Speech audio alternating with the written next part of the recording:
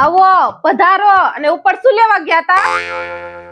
અને મારે કેમ કેવું કે હું બાજુવાળીને મળવા ગયો તો, કઈ ખોટું બોલવા દે.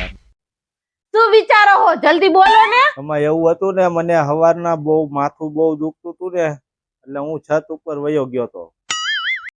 એ માથું દુખતું હોય ને તો આલિયા માથાની ટીકડી અને પાણી હારે લઈને જ બેઠી છો. આપણને તો માથું દુખતું નથી. હવે આને બાનું કઈક કરવું જોઈએ. હમણાં મેં ટીકડી પીધી છે.